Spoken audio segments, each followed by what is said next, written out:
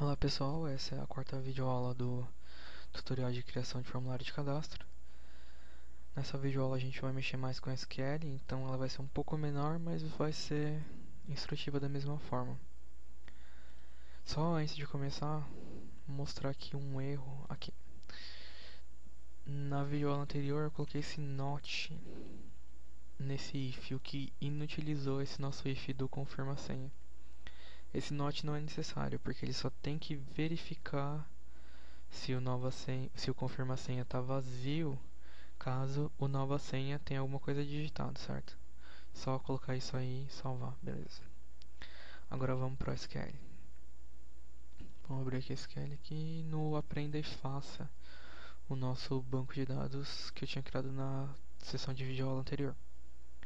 Já tem a nossa tabela uso login, só que essa nossa tabela só tem 3 campos e o nosso formulário tem mais campos do que isso. Falta o campo nome, o campo cargo e o campo tipo.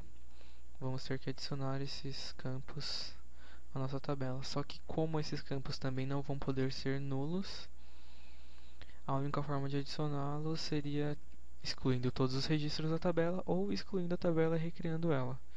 Como não tem praticamente nada, só tem aquele nosso usuário na nossa tabela, eu vou excluir a tabela inteira mesmo, ok? E recriá-la. Assim eu já explico ela nessa videoaula também.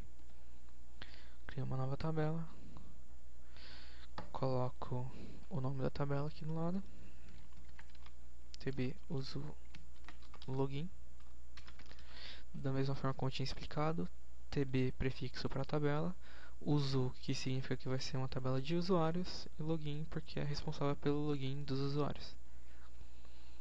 Log id, novamente um prefixo, que são as 3 primeiras letras do nome da minha tabela, do nome real da minha tabela e não dos prefixos.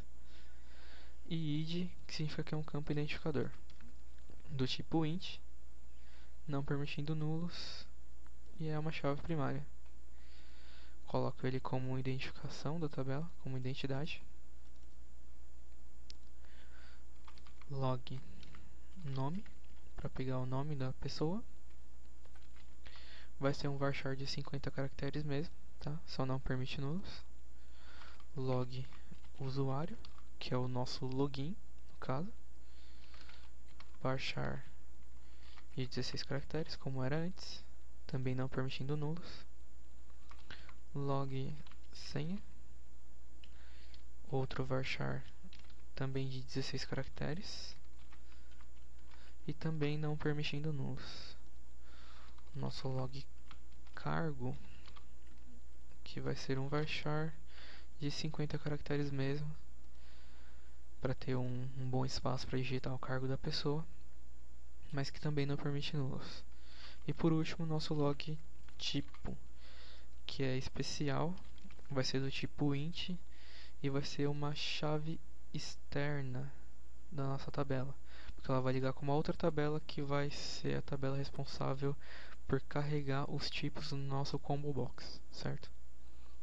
Ela também não permite nulos. Eu vou salvar aqui a nossa tabela nova, certo? Vou colocar um usuário aqui, colocar o meu nome.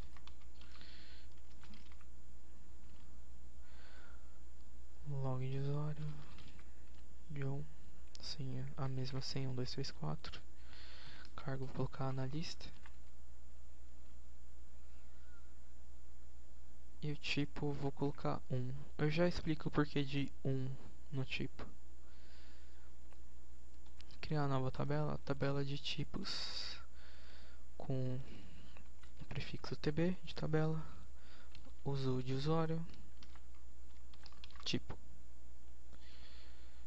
log não, tip, as 3 primeiras letras de novo, tip id, do tipo integer, não permite nulos, é uma chave primária e também é a identidade da tabela, certo? E o tipo nome, do tipo varchar 50. Salvei. Venho aqui no nosso chip e coloco o primeiro, no caso é administrador, e o segundo vai ser usuário. Por isso do meu usuário aqui ser do tipo 1, porque ele vai ser administrador do nosso sistema, certo? Criei aqui. Ele vai funcionar da seguinte forma: na hora que ele carregar o meu usuário no Visual Studio, ele vai carregar a.log id a.log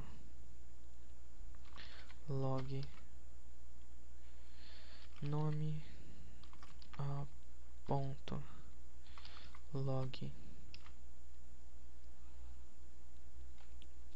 usuário a.log senha a.log cargo e b.log tipo, não, opa, tip nome, isso, desculpa, from tb uso login a, porque agora explicando o porquê do nosso a no começo de todos aqui, porque o nome alias da nossa tabela é a. Como a gente vai fazer um inner join com a nossa tabela de tipos, que vai ter o alias b, por isso do b aqui. Então a gente precisa colocar um alias para identificar cada tabela, certo? Para que os campos não fiquem confusos. Log tipo é igual a b ponto tip id.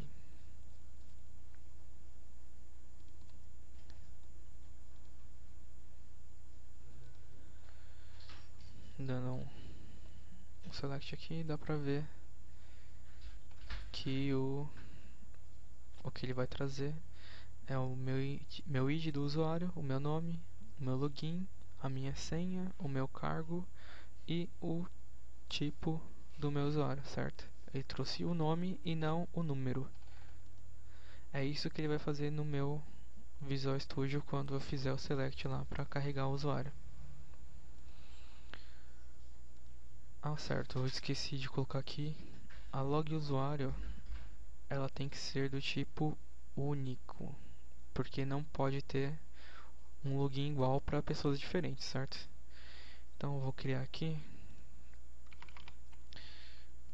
um alter table para mudar isso, já que eu acabei esquecendo de colocar. Uso login validate constraint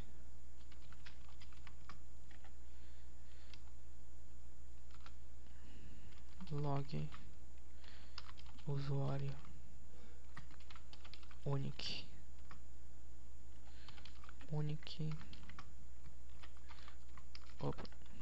log usuário,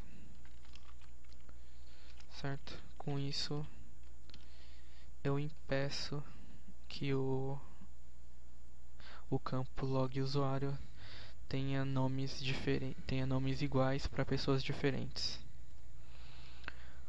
Bom, essa videoaula é só isso mesmo. Na próxima videoaula eu explico sobre